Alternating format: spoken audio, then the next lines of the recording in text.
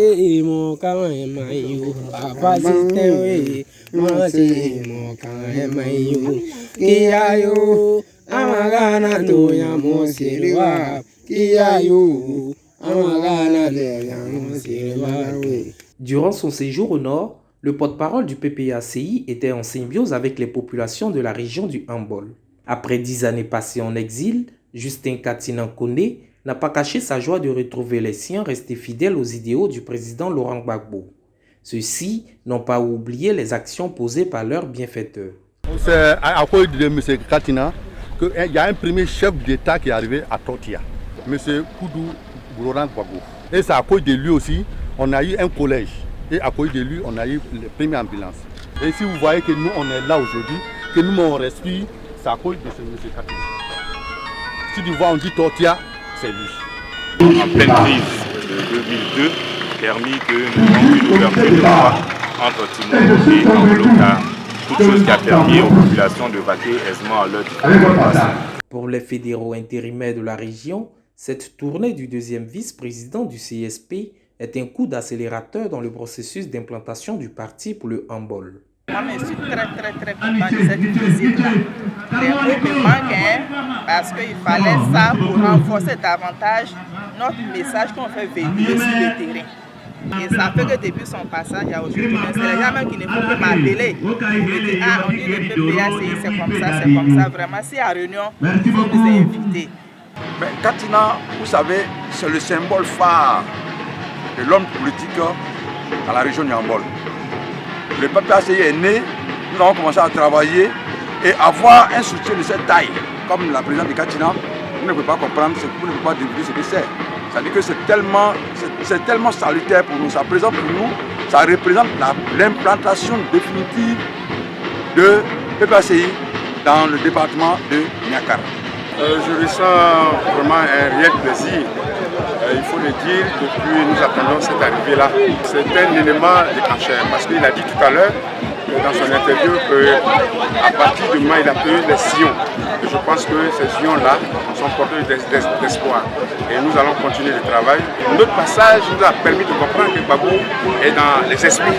Nous avons profité de l'occasion pour visiter toutes les 7 fédérations de notre département. Et la visite s'est vraiment très bien déroulée. Partout, nous avons reçu un accueil chaleureux.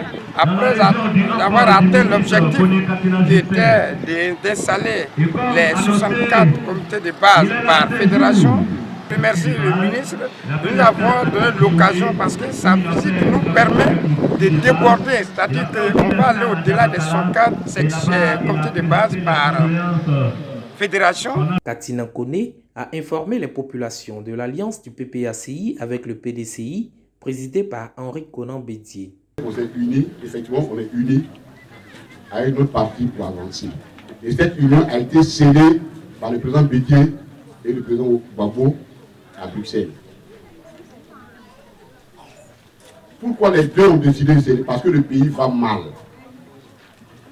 Le pays va très mal. On ne se laissera plus tromper, a affirmé le porte-parole du PPACI. Quand on leur parle, ils disent non, nous là, on a croissance 15%, 10%. Mais moi, mes parents qui sont assis là, ils ne connaissent pas votre croissance. C'est qu'ils ne peuvent pas comprendre pourquoi il est obligé d'acheter le riz à 500 francs, 600 le kilogramme. Pourquoi il est obligé d'acheter le cube magie à 100 francs.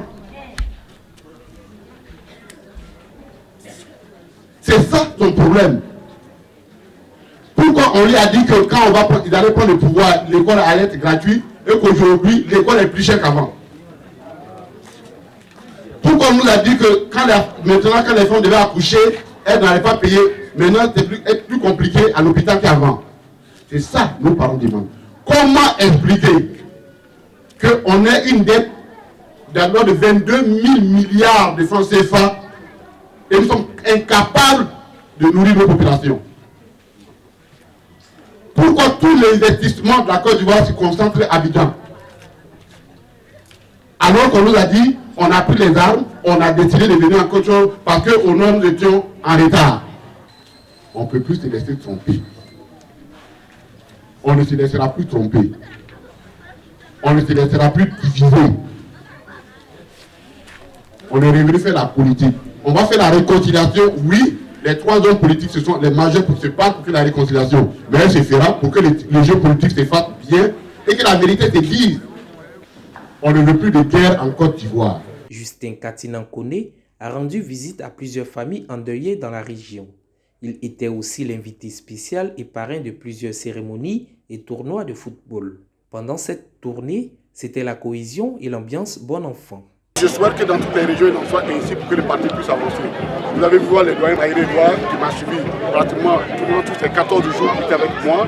Vous avez vu le CA, tous les... En tout cas, il y a une bonne ambiance, il y a une bonne cohésion et ça nous permet d'envisager l'avenir du parti avec beaucoup d'espoir. La tournée du deuxième vice-président du CSP et porte-parole du Parti des peuples africains Côte d'Ivoire a débuté à Dabakala le 21 août et a pris fin le 31 août 2022 à Niakara.